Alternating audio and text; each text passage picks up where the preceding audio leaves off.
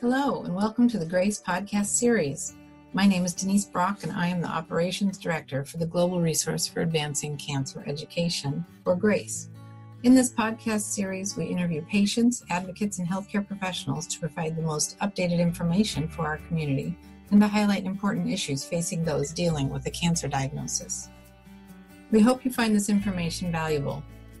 For questions or comments, please visit us at cancergrace.org.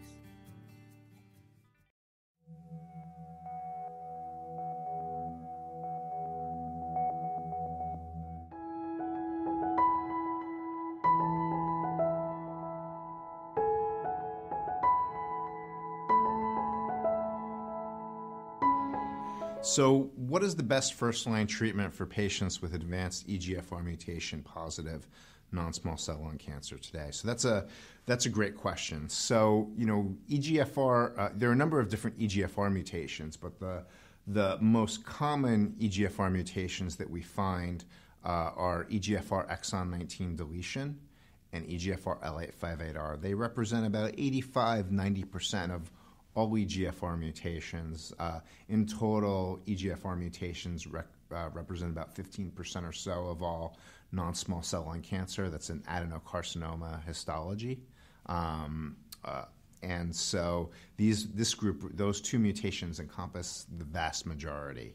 And in those patients, the best first-line treatment for metastatic EGFR mutant lung cancer with this exon 19 deletion and L858R is a drug called osimertinib. It's also called Tagrisso. And the reason we know this is because there was a clinical trial called the FLORA trial that randomized patients to receive osimertinib versus an earlier generation EGFR drugs such as gefitinib and erlotinib. And in that, the time it took for the cancer to progress, called progression-free survival, was prolonged, and the patients that received the osimertinib, also known as Tagrisso, about 18.9 months on average versus 10.2 months. And then overall survival was also improved on average. It was recently presented. The median was at 38.6 months with osimertinib and 31.8 months with erlotinib or gefitinib, so about a greater than 6 months difference. Now, overall, because of this data, in patients of mine that have metastatic EGFR mutant lung cancer with these most common mutations, exon 19 deletion, L858R, osimertinib, also known as Tagrisso, is my first choice. It has very good penetration in the CNS, so it's even active against patients whose lung cancers with EGFR mutation have brain metastases. And so that is my preferred first choice. Now, we know from recent data there may be some differences in exon 19 deletion. It may be a bit better than L858R, but we're still, overall, I still think conclusively it's the first choice for those two mutations. Now, the other 10 to 15% of EGFR mutations is a bit different. There are some, one's called G719, the other's called S768I, the other one's called L861Q, where there's some retrospective data that osimertinib has some activity, but really the best data studied in kind of prospective clinical trials with these less common mutations is a drug called the afatinib, which is a second-generation EGFR tyrosine kinase inhibitor.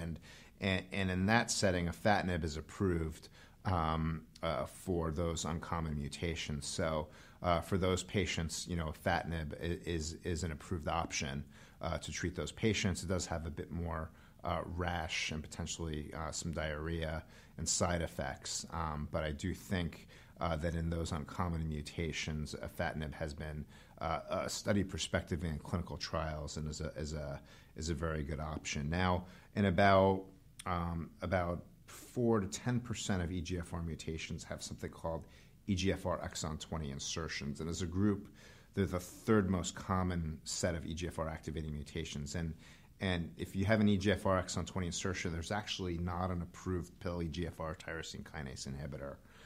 But there's some promising drugs in development. There's a drug called poziotinib, a drug called TAK-788.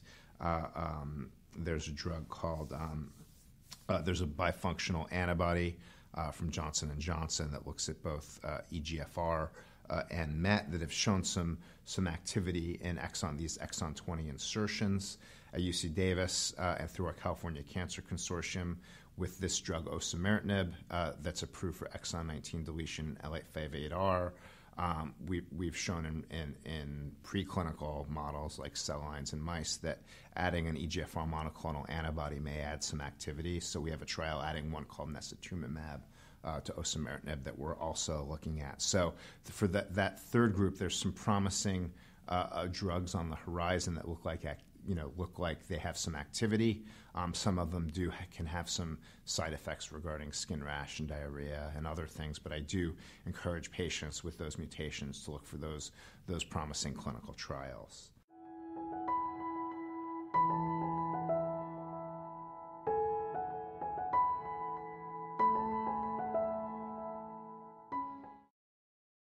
Thank you again for joining us. This podcast was made possible by the generosity of sponsorship from our friends at Lilly, Novartis, Takeda, AstraZeneca, and Exelixis.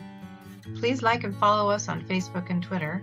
Send us feedback, share your story, donate and visit us for more information at cancergrace.org. Thank you for listening.